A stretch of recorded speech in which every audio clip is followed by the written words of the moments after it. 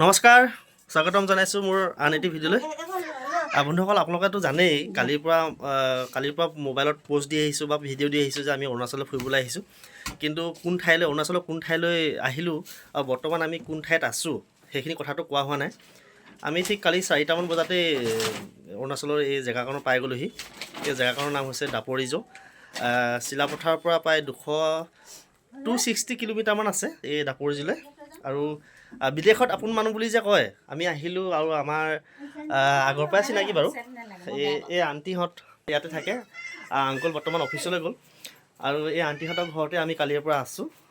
আগতো আহি থাকোঁ, কিন্তু মই আগতে আহিলোঁ, মই অকলে আছিলোঁ। আজি মানে কি হ'ল, মোৰ ৱাইফো আহিলে, মোৰ ল'ৰা আৰু বৰ্তমান মানে আৰু এইটো মোৰ মানে দাপৰিজোৰ পৰা এইটো প্ৰথম ভিডিঅ'। আমি মন্দিৰৰ পৰা আৰম্ভ কৰিব লৈছোঁ। ইয়াতে মেংগা মন্দিৰ বুলি আছে, ইয়াৰ পৰা প্ৰায় 30 কিলোমিটাৰমান দূৰত মন্দিৰটো আছে আৰু আমি ৰাতিপুৱাই মন্দিৰলৈ যাওঁলৈকে আমি যাবলৈ লৈছোঁ। আৰু আংকল অফিচত আছে, আংকলক অফিচত লৈ পিনে আমি ওলাই যাম। আৰু আমি যিহেতু যামেই, আপোনালোকক গোটেই মানে মন্দিৰৰ যোৱা ৰাস্তা বা মন্দিৰৰ গোটেই দৃশ্যবিলাক আপোনালোকক দেখাবলৈ চেষ্টা কৰিম। তেতিয়াহ'লে একদম ভিডিঅ'টো চাই থাকিব দেই আপোনালোকে। যাত্ৰা আৰম্ভ কৰি দিলোঁ বন্ধুসকল। আমি ক'লৈ যাম এতিয়া? মেংগা মন্দিৰ যাম এতিয়া আমি।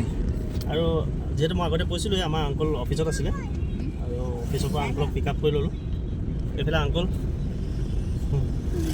গাড়ীত মানে চিট নাইকিয়া হৈ আহিছে, পূৰা আগত এখন ডাঙৰ ছোৱালী কোচত বহি আহিছে। আৰু ইয়াৰ পৰা কিমান 30 কিলোমিটাৰ হ'ব। 30 কিলোমিটাৰ হ'ব। 30 কিলোমিটাৰ যোৱাৰ পিছত আমি মেংগা মন্দিৰ পাম। গতিকে আমি যিহেতু চামেই, আপোনালোককো দেখুৱাম মেংগা মন্দিৰটো।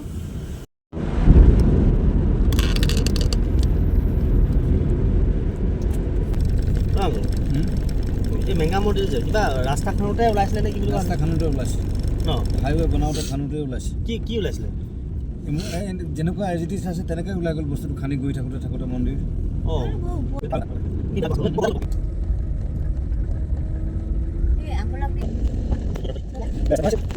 আৰু বন্ধুসকল, আমি প্ৰায় 30 কিলোমিটাৰ অতিক্ৰম কৰাৰ পিছত আমি যি স্থানলৈ আহিছিলোঁ, মেংগা মন্দিৰ, এই মেংগা মন্দিৰ ভাগ পাইছোঁহি। আৰু এটা কিমান দীঘল চিৰি উঠিব লাগিব চাওকচোন। কিমান এটা দীঘলকৈ চিৰি আছে, ভাগৰ লাগি যাব। কিন্তু হ'লেও মন্দিৰলৈ আহিছোঁ যেতিয়া আহিবই লাগিব। আৰু আমাৰ গাড়ী চাওক, তলত গাড়ী আছে। এতিয়া গৈ থাকোঁ দেই। মিনু নি জন্তি পাৰিছা নাই? পাৰিছা? কেনেকুৱা লাগিছে দাপৰিজো ইমান দূৰলৈ আহি? ভাল লাগিছে? অঁ, তুমি নিজে যাবা।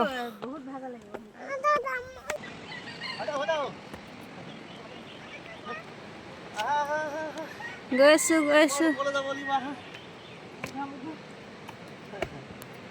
মন্দিৰলৈ অহা মুখৰ কথা নহয়, বহুত ডেঞ্জাৰ হয় জেগাটো। এইবিলাক কমলা গছ। আৰু চাওক বন্ধুসকল, আমি কিমান ওপৰলৈ আহিছোঁ। চিলাপথাৰৰ পৰা প্ৰায় 250 কিলোমিটাৰ দূৰত। এতিয়াতো 250 নহয়, এতিয়া প্ৰায় 300 কিলোমিটাৰ হ'বলৈ গৈ আছে।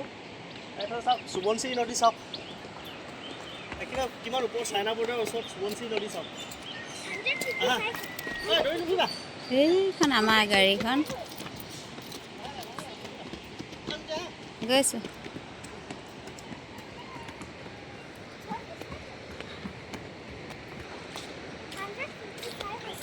হয় নেকি? সঁচাকৈ মই আগত আহি পোৱা নাই আকৌ, ইমান বছৰ থাকিলোঁ যদিও।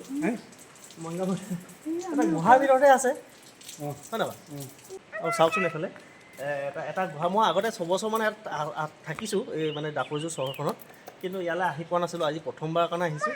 আৰু আহি পিনে বহুতে আচৰিত হৈছে যে এটা গুহাৰ মাজত আছে এই মন্দিৰভাগ। সঁচাকৈ দেখি আপ্লুত হৈছোঁ। আৰু আপোনালোকে চাওকচোন, নুধুলা হাতখন। ক'ত খুলিবা আঙুলি? ইয়াতে যাব পাৰি।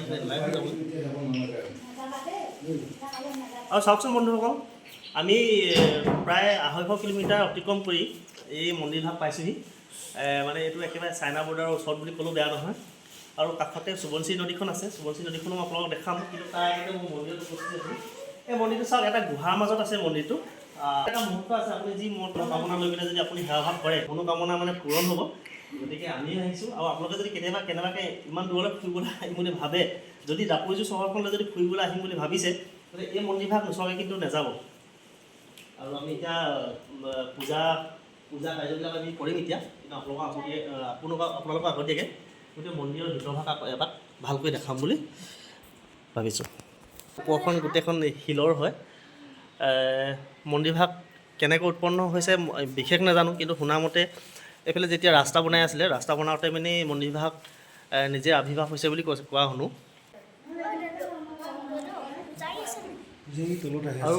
আৰু এইফালে চাওক, এইফালে খটখটি আছে, কিন্তু ক'লৈ যায় কিমান দূৰলৈ যাব পাৰে সেইটো নাজানো। মানে পূজাৰী নাথাকে, পূজাৰী থকা হ'লে বা সোধ পোছ কৰি ল'লে মানে আমি গম পালোঁহেঁতেন কিমান দূৰলৈ যাব পাৰে বা যাব পাৰে নে নোৱাৰে, ওপৰত কি আছে সেইখিনি কথা আমি নাজানো এতিয়া। কিন্তু হ'লেও মানে যি দেখিছোঁ মন্দিৰভাগলৈ আহি পিনে সঁচাই বহুতেই ভাল লাগিছে। আৰু এইফালে আণ্টি আৰু মোৰ মিছেছ মানে পূজা কামত ব্যস্ত হৈ আছে। পাই এইফালে চোৱা, পাই এইফালে চোৱা, তুমি ধূপ জ্বলাবা নেকি? তুমি ধূপ জ্বলাবা? আৰু এইফালে আণ্টি আৰু মোৰ ছোৱালী, আৰু এইফালে কুঁহি মানে শিৱলিংগত পানী ঢালিবৰ কাৰণে গৈছে। লাহে লাহে দেই, হৈ যাওক অঁ ঢালা। আৰু এইফালে দেখিছে এইটো এটা সৰু গুহা, মন্দিৰৰ ভিতৰতে আছে।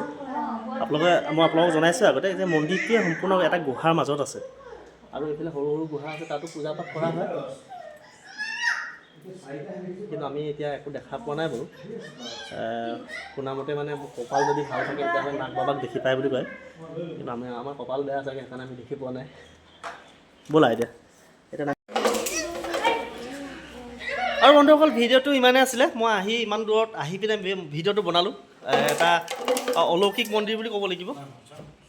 ভিতৰত এটা ইমান ধুনীয়াকৈ এটা গুহাৰ মাজত যিটো মন্দিৰ আছে, সঁচাকৈ কল্পনা কৰিব নোৱাৰি। হ'লেও আহিলোঁ যেতিয়া আপোনালোকক মই দেখালোঁ মন্দিৰভাগ, আপোনালোকেও চাই কেনে পালে জনাব। আৰু মই আগতে কৈছোঁ, আপোনালোকে যদি আহিম বুলি কেনেবাকৈ ভাবে এই জেগাকণলৈ, দাপৰিজু যদি চহৰখনলৈ আহিম বুলি ভাবিছে, তেতিয়াহ'লে এই মন্দিৰভাগ নোচোৱাকৈ কিন্তু নাযাব। আপোনাৰ মনৰ কামনা পূৰণ হয় বুলি কয়। আপোনালোকে এপাক আহিব আৰু ভিডিঅ'টো চাই কেনে পালে জনাবলৈ নাপাহৰিব। তেতিয়াহ'লে আজিলৈ আহিছোঁ, বাই বাই।